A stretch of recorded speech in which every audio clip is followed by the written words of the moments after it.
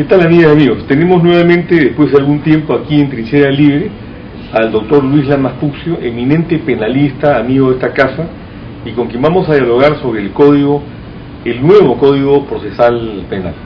Lucho, bienvenido. Gracias, Amal. Mira, la pregunta es la siguiente. Se ha especulado mucho con el tema del nuevo código, que va a permitir acelerar los procesos, y que, en fin, y se está implementando poco a poco a nivel nacional. ¿Es constitucional que se implemente en algunos lugares del país y no en otros? Lo ideal sería que se implementara en todo el territorio nacional, pero un procedimiento como el que implica este nuevo Código Procesal Penal requiere ingentes recursos económicos para poder dotar, por un lado, al Ministerio Público, por otra parte, a la Policía Nacional, a los órganos jurisdiccionales, de los medios tecnológicos, logísticos adecuados para poder manejar un procedimiento que muchas veces está basado en innovaciones de carácter tecnológico. Ahora, la pregunta concreta es, este código, que en realidad es exógeno a nuestra práctica procesal penal, ¿tú crees que en donde se ha implementado, por ejemplo en Huaral, y creo que en Arequipa, en otros lugares del país, está caminando bien, o como yo he escuchado de algunos críticos, lo que está pasando es que por la celeridad y la dificultad en el tiempo que da para obtener pruebas, está permitiendo que muchos delincuentes escapen al peso de la justicia? Lo que pasa es que es un código eminentemente garantista, que está basado en principios de carácter constitucional, en cuanto a que el peso y la carga de la prueba corresponde al Estado. Y te puedo poner muchos ejemplos de procesos que duran 4, 5, 6 o 8 o 10 años en nuestro medio y por lo tanto no se resuelven. Entonces, esta experiencia de carácter procesal no es exclusiva de nuestro país.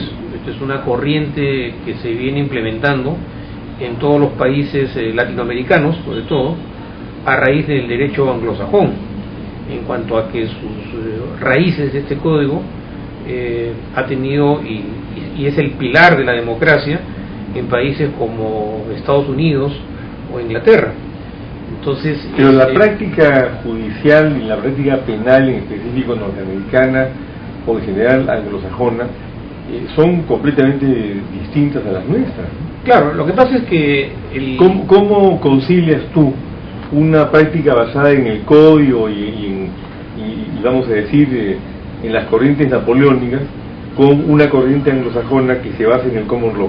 Lo que pasa es que el derecho procesal penal en nuestro medio es un sistema anacrónico, obsoleto, inquisitivo, que además ha conllevado a una situación inmanejable en todo lo que significa no solo el aspecto de la administración de justicia, sino incluso aspectos vinculados al tema de la seguridad ciudadana. Este código, a lo largo de los últimos años, ha ido agudizando los problemas y los conflictos, y vemos que muchas de las prácticas procesales, en lo que respecta al anterior Código Procesal Penal, son prácticas obsoletas, ¿no? Por ejemplo, que la persona que es denunciada tiene que demostrarle a las autoridades que es inocente. Y como bueno, pero esto es porque se ha invertido el sentido de la prueba y además el sentido de la doctrina, de lo que establece la ley y todo lo demás, ¿no? Yo creo que hay una inversión de los principios que caracterizaron en sus inicios el procedimiento penal, y este nuevo Código Procesal Penal está en una etapa de implementación. Pero si nos remitimos a las estadísticas de los últimos años, en los lugares donde se ha implementado, hay una reducción sustancial de los procesos, que con el tiempo se empiezan a ver los beneficios de este tipo de juicios. Pero esta crítica concreta, Lucho, que yo he escuchado, y te digo, de gente del propio Ministerio Público, en el sentido de que por la forma como se ha implementado, de repente no es el código en sí, sino la forma de implementación, lo que está permitiendo es que muchos delincuentes escapen a la justicia simplemente porque, como es garantista, no se puede demostrar que han cometido el delito fehacientemente, y ahí queda el asunto. Lo que pasa es que este nuevo proceso confronta dos posiciones en igualdad de condiciones. La persona a la que se le acusa de haber cometido un delito y se le tiene que demostrar que es el responsable, y el Ministerio Público, que tiene dentro de sus obligaciones efectivamente resaltar la carga del proceso.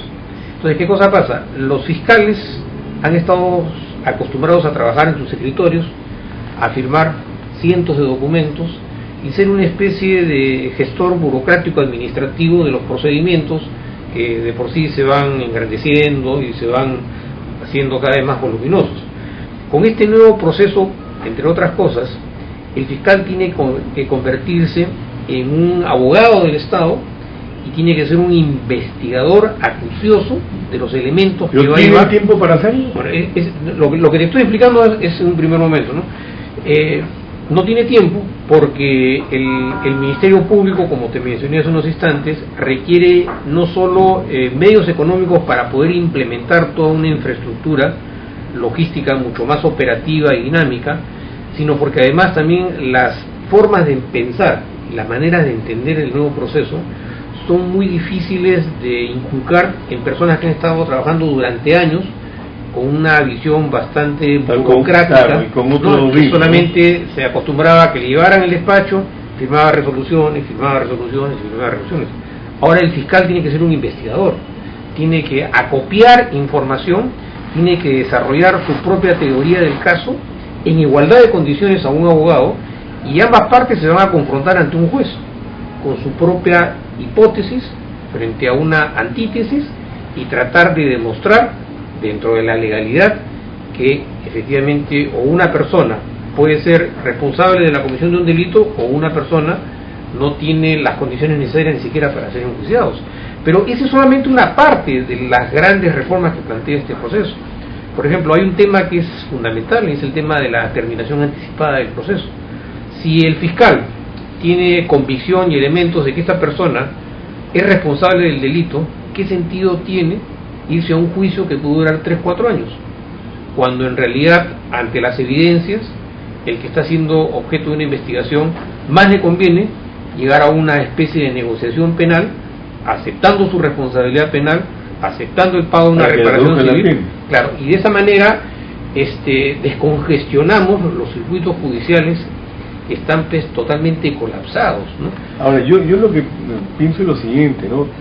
Por un lado, y completamente de acuerdo contigo, hay un hacinamiento en las cárceles del Perú, entre otras razones porque precisamente no se avanza con la celeridad que manda la Constitución y la ley en los procesos respectivos.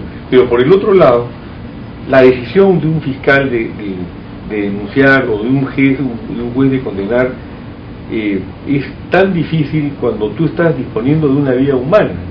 No es un caso civil donde hablas de patrimonio.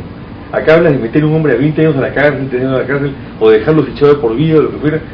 En ese tiempo que les da el código, pueden tomar esa decisión con plena convicción y decir: a este tipo le meto 20 años y si resulta inocente.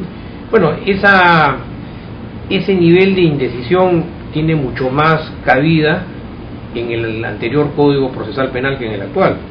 Pero una cosa interesante es que este nuevo proceso, que es un proceso eminentemente adversarial, referido a una igualdad de armas, no solamente se está implementando en el ámbito penal, ya se ha implementado en el ámbito laboral, en el ámbito administrativo se va a hacer posiblemente, y muchas de las áreas de litigio en general están siendo objeto de la implementación de estas reformas que en un primer momento... Y entonces son reformas anglosajónicas.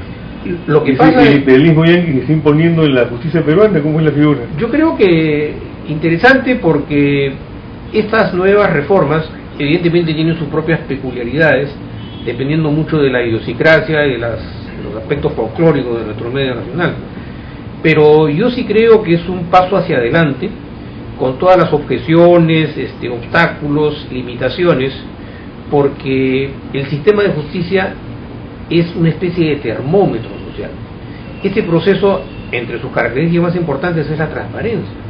Tú sabes que actualmente estos procesos penales tradicionales son oscuros, superpuestos, repetitivos, se prestan a todo tipo de manoseos, y una justicia anticuada no puede ser parte de una sociedad que intenta superar su estado de subdesarrollo, ¿no? Así.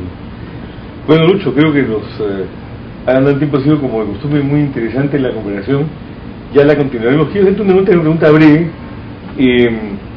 Este proceso de Humala, y yo voy a entrar en tema político porque en este programa es inevitable, ¿no?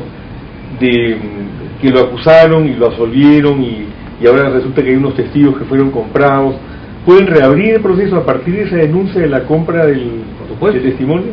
Yo creo que incluso fue una decisión de la Corte Suprema la que dispuso que este proceso se aperturara y no se archivara como en un primer momento se había decidido. Esta es una investigación en el plano jurisdiccional en la que testigos están afirmando categóricamente haber sido objeto de un soborno. Por lo tanto, la posibilidad de que los investigados o acusados sean declarados culpables es una posibilidad cada vez más real. El problema es cuando se intenta llevar a la práctica una capacidad punitiva para poder sancionar personas que están cercanos a la cúspide del poder político y económico, que no solamente sucede en el caso de Ollanta, sino en general, ¿no? Cuando hay conflictos entre la persecución penal y los estamentos políticos económicos de nuestro país. Bien. Bueno, Lucho, muy agradecido, y con ustedes nuevamente, como de costumbre, en nuestra próxima edición a las 11 de la noche de Trinchera Libre.